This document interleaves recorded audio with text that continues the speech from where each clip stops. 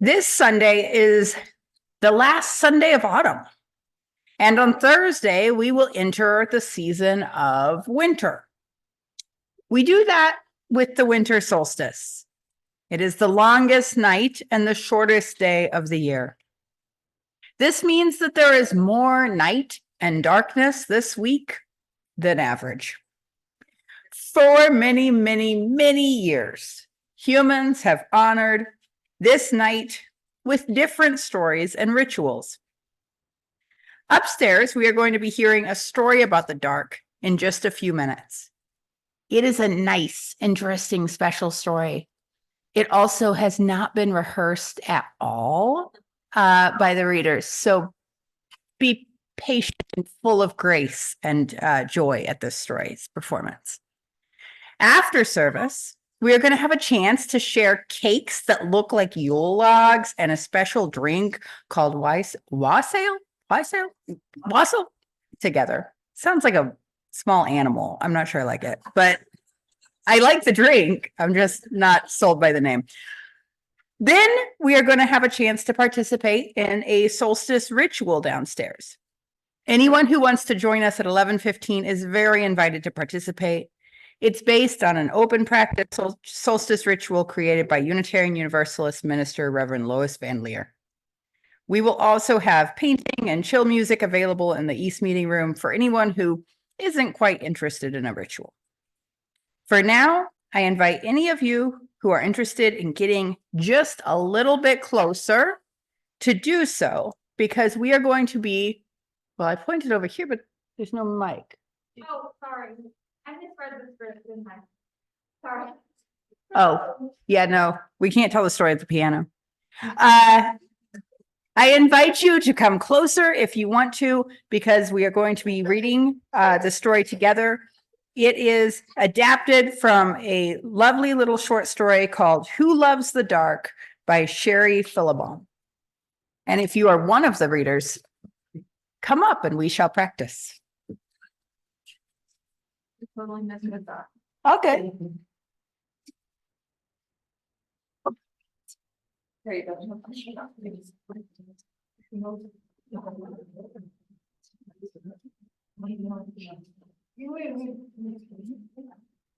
Readers, go this way when you get all for the village. You want to sit right in front of the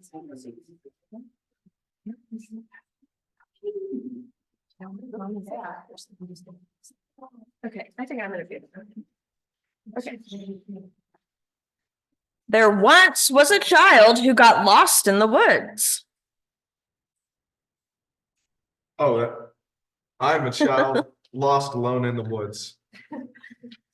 As night began to descend, the child became more and more frightened. I'm sure any of us would be frightened too in that situation. But what made this child even more frightened was that he had always been afraid of the dark. He was more afraid of the dark than any of his friends or his siblings. He didn't know why he was more afraid than his friends or his siblings. He only knew that when the sun went down, he was always very glad to be inside his brightly lit house. When the sun was all the way down and the only light was just a tiny bit of light from the moon and the stars, the child got so frightened all he could do was sit down and cry, which he did. He cried and cried until he heard a voice. What's all that racket? He looked down and saw a mole squinting up at him. I'm lost in the woods and it's dark and I'm afraid. Well, perhaps you could take your noisy crying farther down the path. I hate having to come out of my warm, comfortable, dark hole to tell people to be quiet. I'm an owl. Go back into your hole, Mr. Mole. I'll take care of this. The child looked up in the direction that this newer voice seemed to come from, and in the darkness, he could see two glowing eyes looking down at him.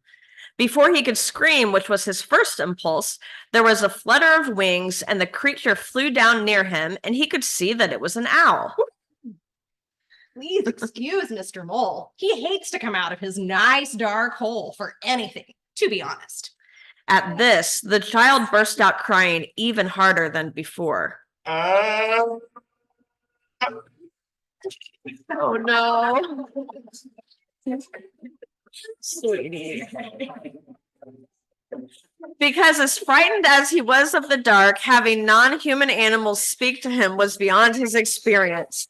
And a little frightening, too.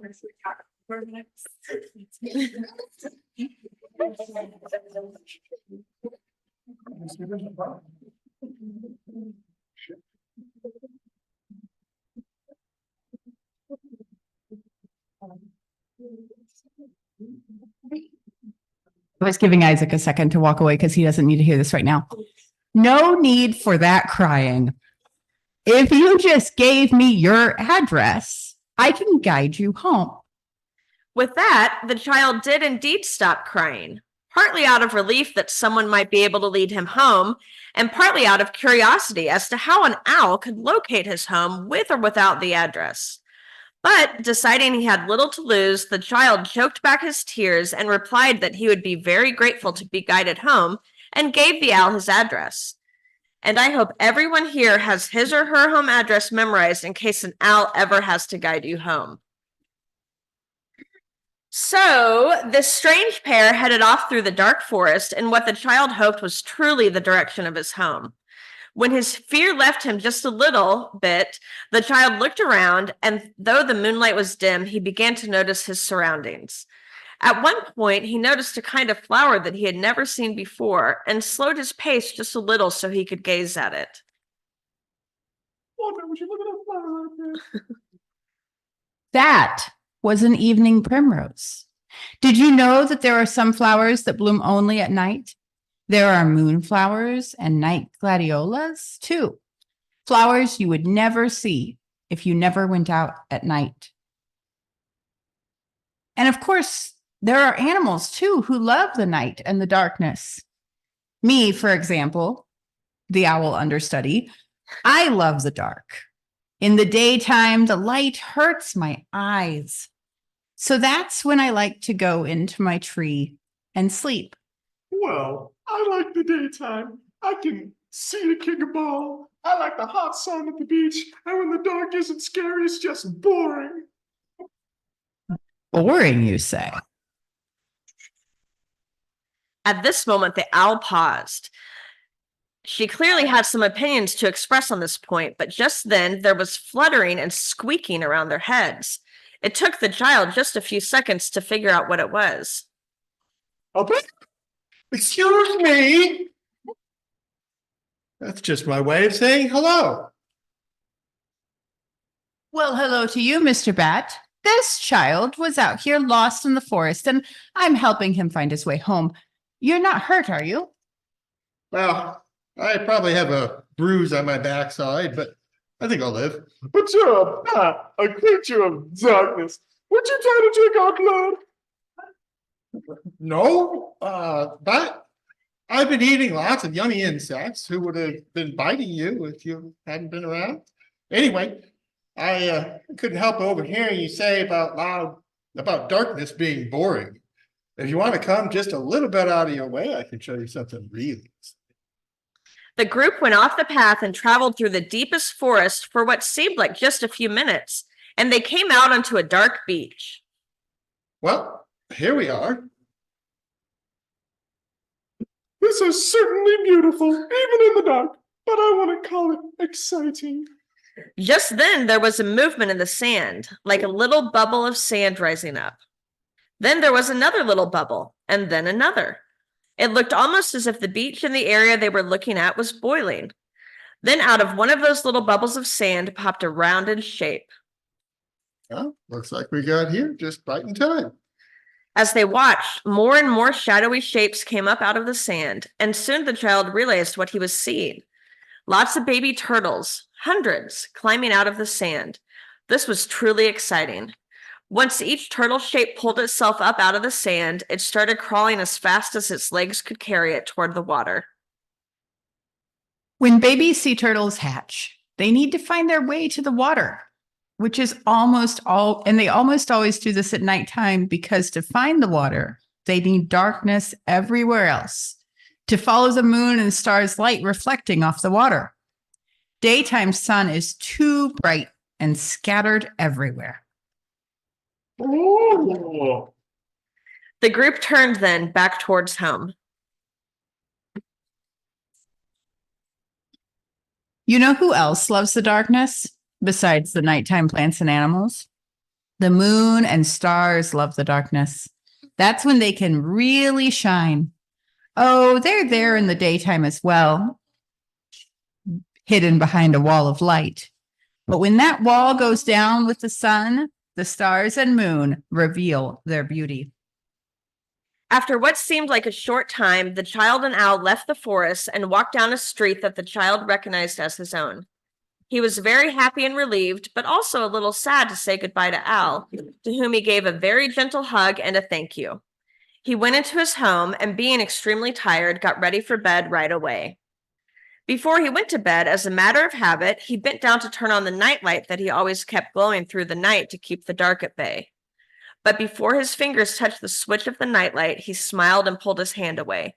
He got into his bed, pulled up the covers, and let the comforting arms of the darkness soothe him to sleep. All right.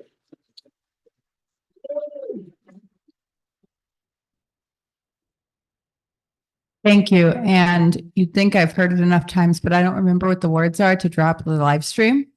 But thank you for joining us on Facebook. If you would like to continue with us in the service, please join us now on Zoom or something similar. Thank you.